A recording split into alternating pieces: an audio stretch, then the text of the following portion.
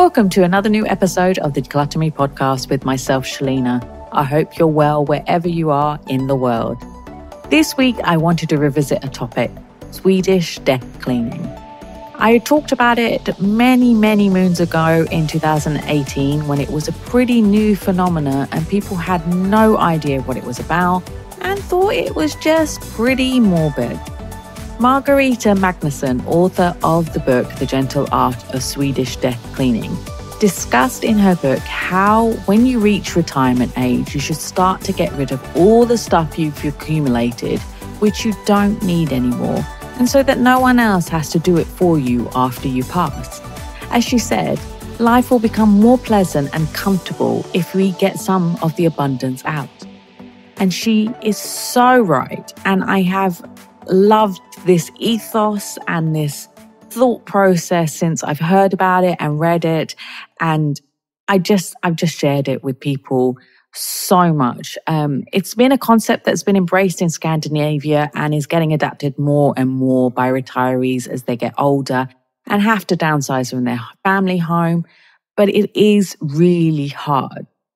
I remember before the lockdown having a conversation with my mum about decluttering old school books that neither of us, my brother or I, wanted to keep. It was from a year we spent living in Kenya, which we don't hold fond memories of. And we don't hold fond memories of that time in the school. It was just an awful time for us. Mum insisted on keeping it for herself. However, she kept it in a box in the garage that she never looked at. It was just taking up space. It was messy. It was just exasperating me. So I was so annoyed one time that I said to her, when you pass away, I will end up having to deal with this because my brother won't do it and it is my job to declutter. So I will just pick it up and throw it in the bin, in the recycling bin.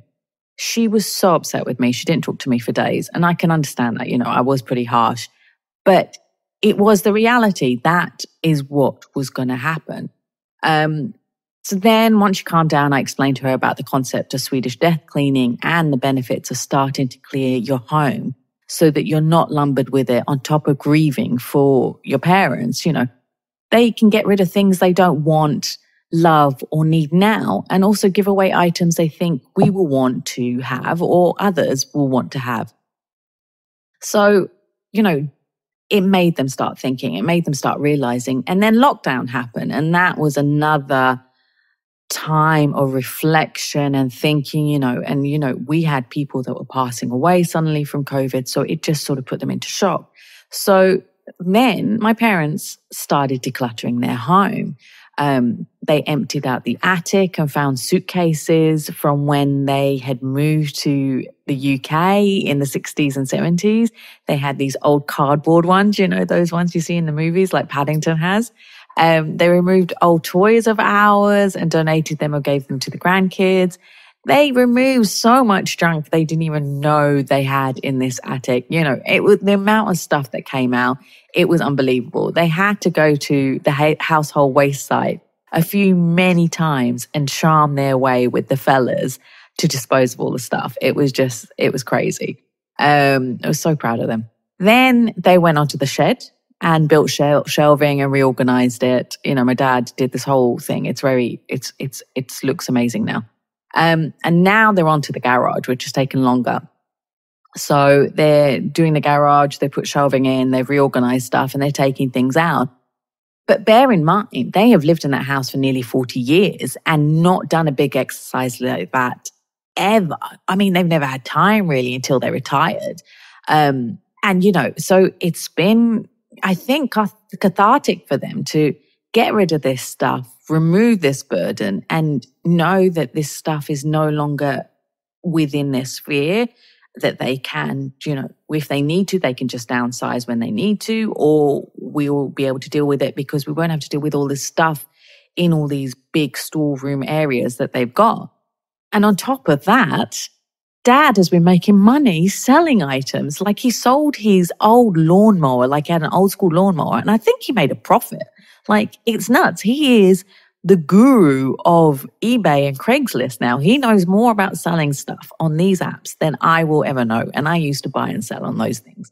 So it's been a proud moment. So if you talk to your parents about it, You never know what you might get out of them and how they might react and what might come out of it and the skills they'll learn, like becoming a super eBay seller.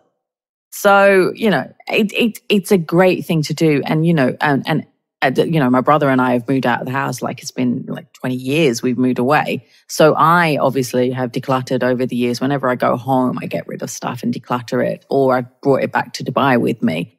My brother has done less so it might be a problem when he has to do his bedroom eventually. But, that is something that you need to consider as well. If you're not in the family house, you should declutter as well, as part of this process.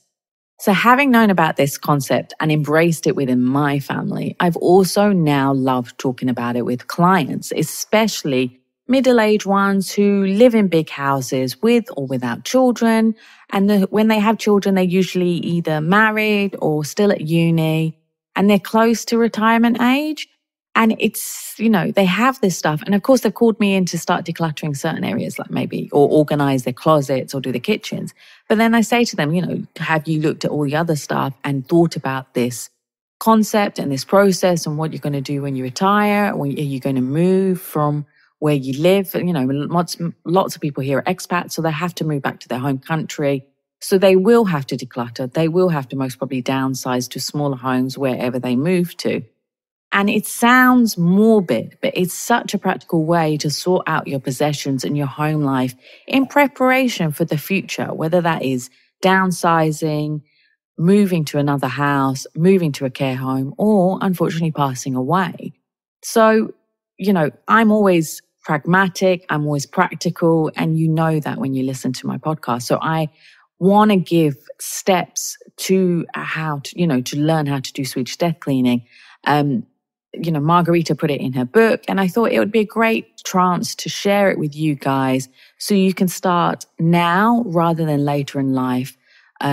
She urges, anyone over 65 to start the process now, but if you're younger, there is no harm in starting now. So first of all, with the process, you need to let your loved ones know you're going to start decluttering, so they can help with the process and keep you accountable as well. Then start with the less personal items. So, and I think it's always best to start with your clothes and accessories. So if you can't do a full declutter, which most probably you can't, do a mini declutter. So start with shelves, and then with the hanging space, section by section, removing the things that don't fit, don't look good, you don't wear, or are out of style, that are broken. They can all go for a donation. Or if there are special pieces, see if you can give it to a loved one who will appreciate it and love it, but only if they want it. So don't burden them with your stuff if they don't want it, because it will become clutter. Next, declutter the furniture. So start with pieces that are taking up space and you don't need. So if you have big cupboards that are just filled with things that you don't need, or lots of coffee tables or side tables that are just taking up space, sell those pieces. Or if that fails, and it often does in Dubai, give it for donation. If it is a special antique piece, see if a loved one would like it, or if you can sell it to a specialist store. But there is, I've read articles about, those old mahogany type furniture that was, the 60s and stuff. They're not wanted by, the next generation now. People want modern, clean lines. So it's very difficult to sell them and very difficult to give them away. So see if you can find someone that can do repurposing. There are people that will buy items for a few $100 or dirhams, and then they will repurpose it and sell it on. So see what you can do. There are many ways to get around this, but, it's unfortunate people don't want old style type of furniture right now. It's just not cool.